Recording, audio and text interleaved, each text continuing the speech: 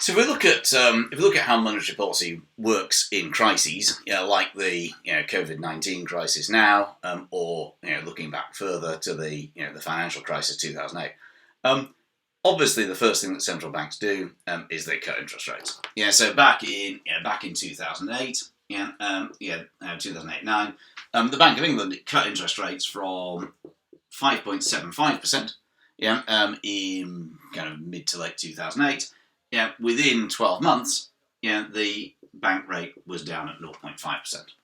If you look at 2020, we know that in March 2020, then the Bank of England cut interest rates from a mighty 0.75%, to 0.1%. And what we know is that in both of these cases, the cut in interest rates wasn't considered to be enough. Obviously we can see in 2020, a kind of 0.6% isn't going to do a whole heap. But even back in 2008, 2009, in principle, that could have had a big effect. But there are a couple of reasons that it wasn't really enough. Firstly, consumer confidence and business confidence were completely shot. Banks were crashing, Lehman Brothers went down. Nobody wanted to take out loans. Firms didn't want to invest. So even though interest rates went down quite low, confidence was so low that really it didn't have as big effect as had been hoped. And secondly, back then particularly, banks themselves were in big trouble. So they didn't trust one another. They weren't lending to one another. And they were very keen. They were very keen to hold on to their cash piles. Because they didn't know what was going to happen. They were uncertain as to how the recession was going to turn out. Even the ones that weren't in financial difficulties didn't want to take the chance that they might get into difficulties. So they all held on to their cash. So what was happening was that interest rates had been cut, but that wasn't really feeding through to the market. And on top of that, we've reached what's called a classic liquidity trap. Interest rates are low, but everybody's holding on to cash. Nobody wants to borrow, nobody wants to lend, nobody wants to use credit and so on. So the impact of the low interest rates, isn't really feeding through to the real economy. And then that's what's known as a liquidity trap. In other words, the cash just gets stuck. And that's linked to a concept known as the zero bound problem.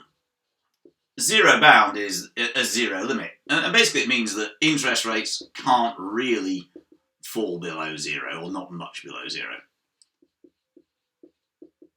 There are some central banks that are charging other banks interest rate. So there are central banks that have negative interest rates for other banks. So in other words, if you want to put your money into the central bank, it'll cost you. But you can't go too far. Even now, Deutsche Bank was considering building a giant vault underneath its own headquarters in Germany to store its own cash, so that it didn't have to pay money to the European Central Bank for holding cash. So, and you can't charge negative interest rates to savers, otherwise they'll just take it out and put it under their bed or something. It's like, I'm not going to, I haven't got that much money, but I'm not going to let my bank charge me for the privilege of keeping it. I'll find something else to do with it.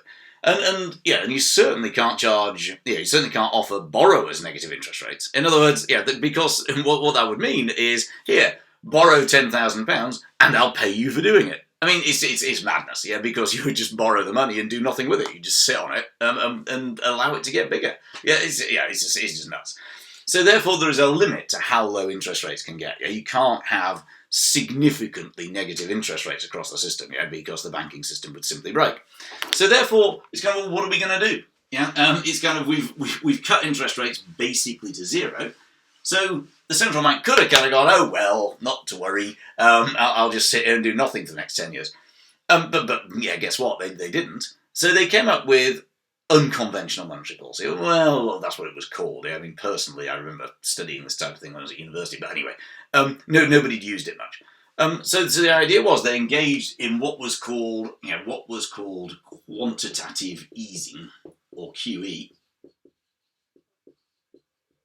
And the aim of QE was to try to break the liquidity trap, by pushing more cash into the system, by increasing the overall liquidity, of the banking system, and have other effects, that I'll move on to talk about in a minute. So basically, we can't really have negative interest rates.